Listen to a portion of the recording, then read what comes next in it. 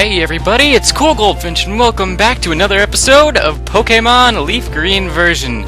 In the last episode we made it here to Pewter City, and now we're gonna explore. And now, first of all, I'd like to address a couple things before this episode really gets started.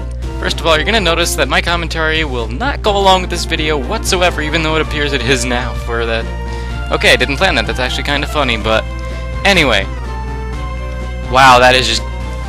let me get past this. Because I'm going to point that out every single time it happens. Just watch.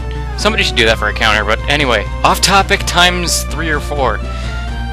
What I'm trying to say is that my audio, my live commentary did not record for this episode, so this is actually being done in post-commentary. So, yeah. Sorry I didn't record. I do record all my episodes with live commentary. This one, however, just didn't say right. I do have the audio file, and nothing's on it. It's just a straight line going me. So yeah, I wasn't happy when I saw that, and I just really do apologize. Plus, this is kind of a long episode. I'm not gonna split into 2 parts though, just because it has the same content in both. You know, what's the point of splitting it up? I mean, yeah, it would give me 1 extra day to record maybe 1 or 2 videos, but still, I don't really think I'd need that. Second thing is that, sorry for the buzzing in the background.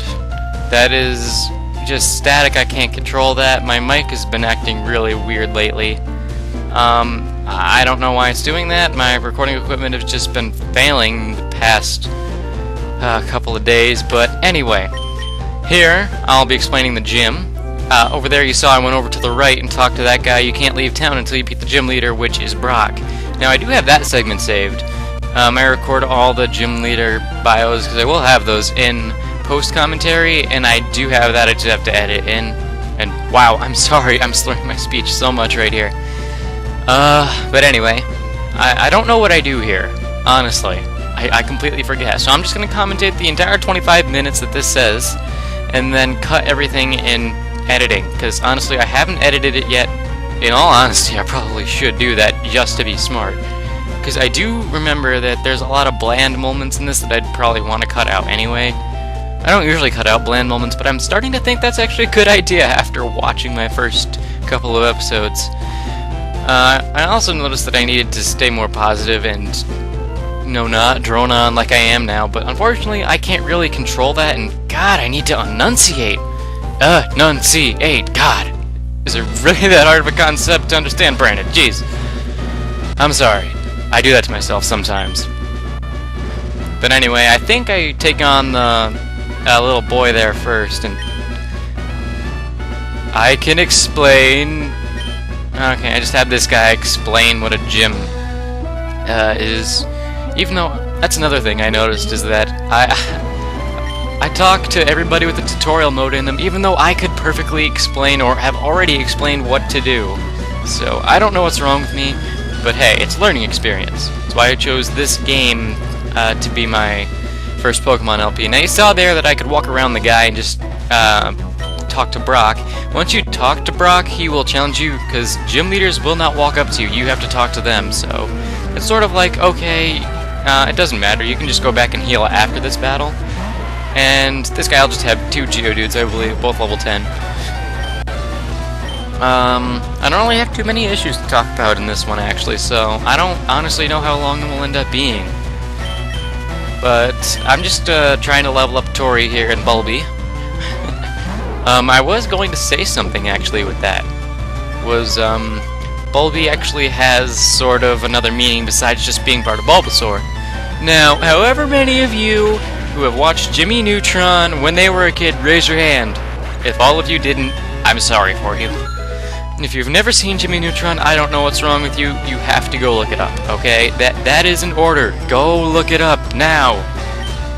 Actually, no. Finish watching this video, and then you can, okay? Click all my links, and then you can. There. We'll call it a deal.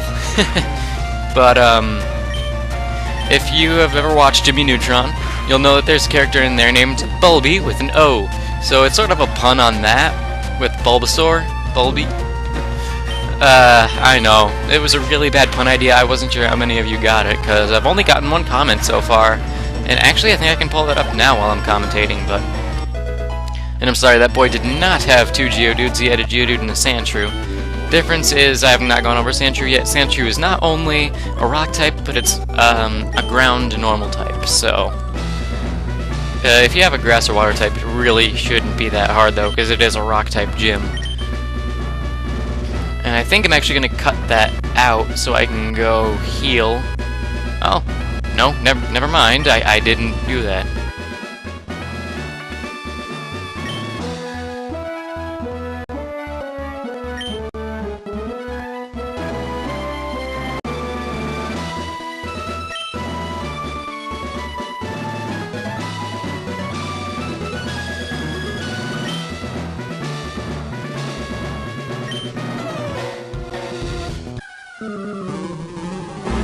Alright, the first gym leader of the game, it's Brock. Everybody freaking knows Brock if you've seen the anime.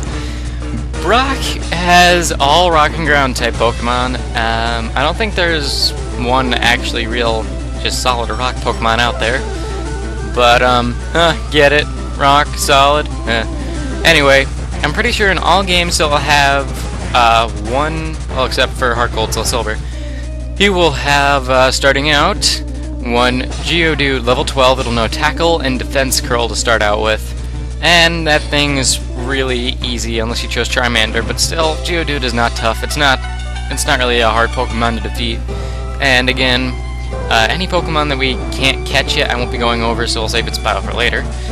But other than that, Brock will have a level 14 Onix.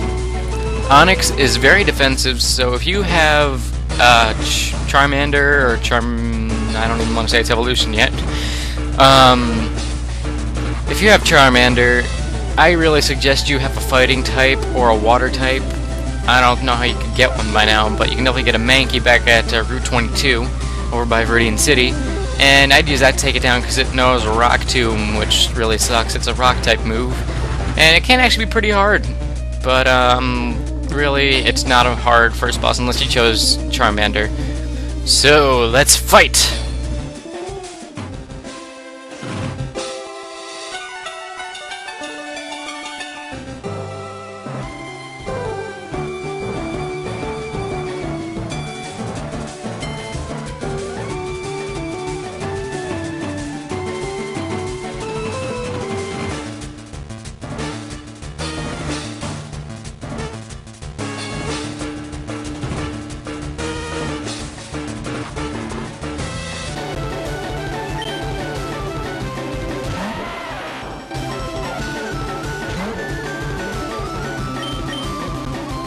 Still do this and... Oh, hello. If you heard that, that was my dog, Amber. She's yawning at me to go outside, but you just went, so no. No! She's gonna interrupt me a million more times in this LP. No! Stop hitting the Christmas tree with your tail, stop. No, stop it. I'm sorry. This shouldn't usually happen. Oh god, she's climbing up on the couch with me. No. I'm trying to commentate for the nice people. No, not right now. I'm trying to commentate for the nice people. Or person, or how many of you ever watch this? Alright, let's go to the video.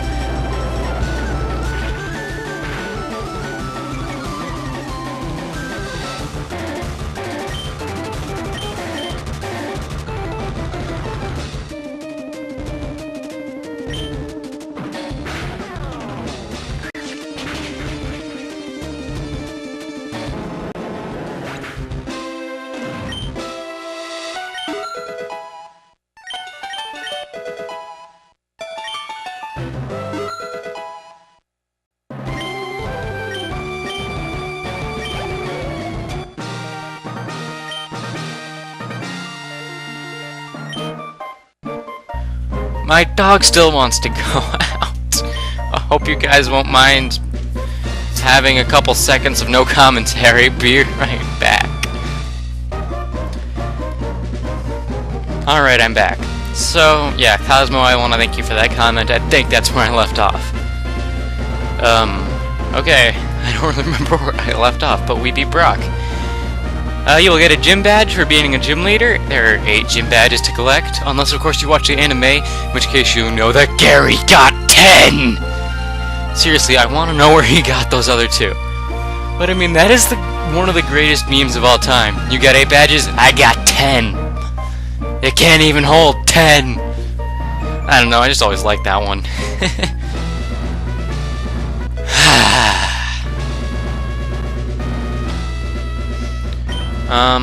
I really don't know what to say. I really should have something a little bit more prepared here, but I think I'm gonna go ahead and heal right here if I'm right. In which case, this will be getting cut out anyway.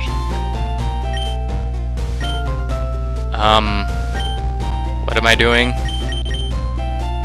Oh, I'm using a potion, okay. Oh no, I'm explaining TMs. Okay, that is something good. That is something I should do, and I really couldn't get the words out in live, so I guess this works out. You notice that once you beat Brock, you'll get the TM case. TMs stand for Technical Machine, and he was telling about HMs, which are hidden machines. There is a difference. Technical Machines are used once to teach a Pokemon one move. It can only be used once on one Pokemon. After that, you can't use it again. Remember that, you can't use it again. And I'm sorry, I don't know why I did that. I'm just weird. You might as well get used to it. But HMs are a little bit different. HMs... Oh, don't tell me I'm gonna go up there now. Okay, good, I'm not. HMs will... They'll be used outside of battle for any kinds of things like crushing rocks and climbing up waterfalls and stuff like that. But if you go up here, you can find a Pokeball, I believe. Right there? Yeah, Pokeball. Anyway, hidden machines, they have unlimited uses for any number of Pokemon, except they're usually not too powerful. The best HMs out there are Surf and Fly. And possibly Waterfall because it has a high critical I almost said critical crit chance. It has a high critical crit. I don't even know. I'm just making fun of myself at this point. But yeah, there's really nothing else to talk about. There is actually, you go into this museum here, I'll be cutting this out actually. But in that museum that I just went in, that museum, you can look around in it. There's really nothing special in there except for a spaceship that looked like, or it was supposed to be the Space Shuttle Columbia. Obviously, they changed the name to just its Space Shuttle. You can also see fossils in there. That is a hint.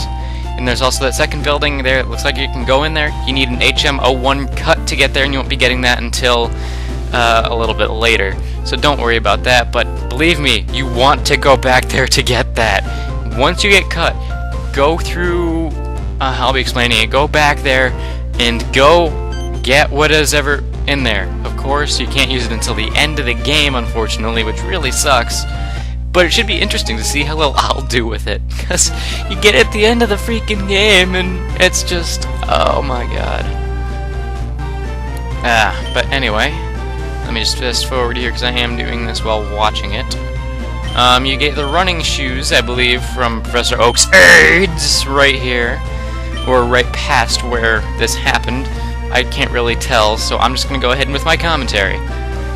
I don't think I explained the Pokemon in this report. No, that's what takes up most of the 20 minutes. Me explaining the new freaking Pokemon, of course. Let me just take a look at what route this is. I can fast forward to it, but still. The running shoes, if you hold B, you go a lot faster, as you saw or are seeing. I don't know how long that commentary took right there. But I'm looking for the route number. I'm hoping that I can find it. Route 3 and Route 4, I believe, doesn't change when you get over to the end. I'm sorry, I'm fast forwarding. This is why I don't post commentate. Oh, okay. Yeah, okay. I have everything made up. It's just I needed to remember which was which.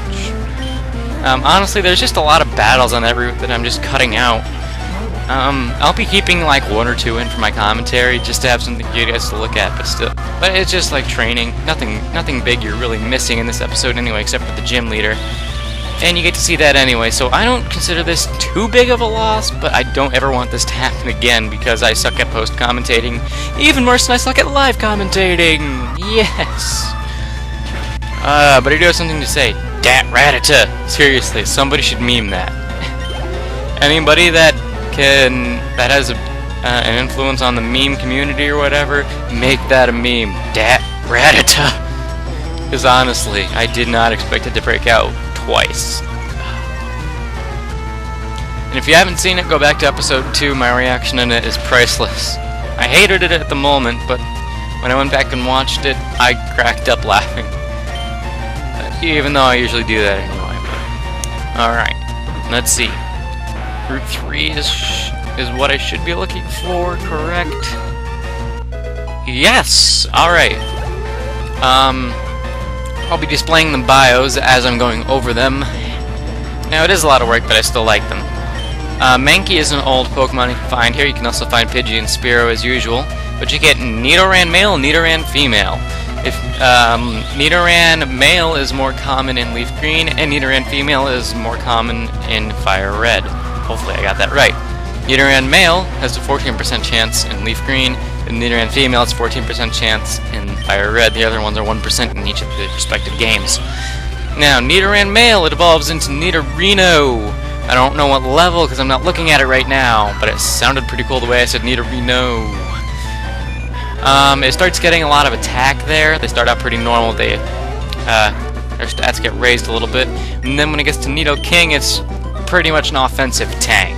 Not a defensive tank, but an offensive tank. It's really scary to go up against in battle because Poison doesn't have a lot of weaknesses, but because it's also a ground, I believe that water is super effective on it. As for Nidoran female, it is basically the defensive version of Nidoran male. It evolves into Nidorina. Nidorina! I'm sorry, I'll never do that again. But, as you can see, it's starting to get more and more defensive. When it evolves into Nidoqueen, it will be the most defensive it will ever get. So if you ever get into a double battle and you want two Pokemon that go well together, definitely go with, Nidoran male, Nidoran female, or Nidoking, Nidoqueen, Nidorino, Nidorino, whichever order you want. Just be careful of moves like Magnitude and Earthquake, because I believe they'll be super effective on both of them. That's the thing, you kind of need...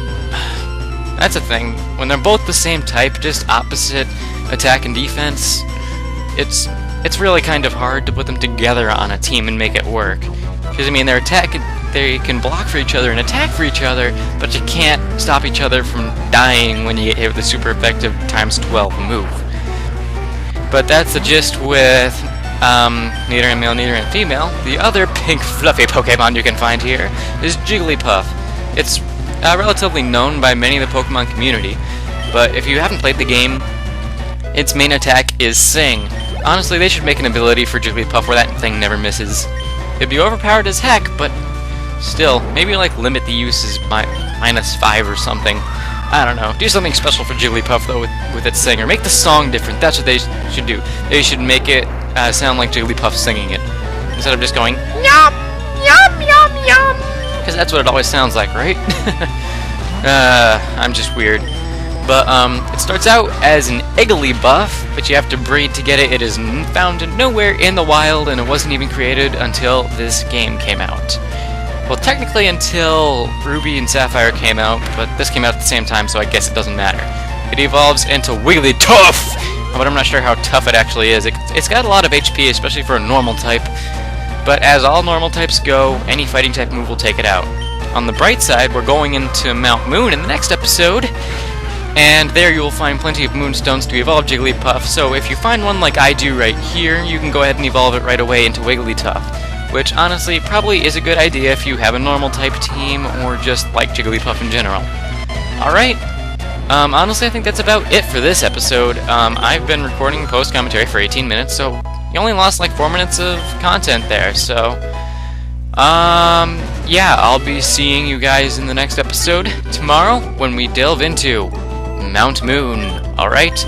See you guys next time, and I hope you all will have a merry holiday, whichever you're celebrating, alright? See you guys later.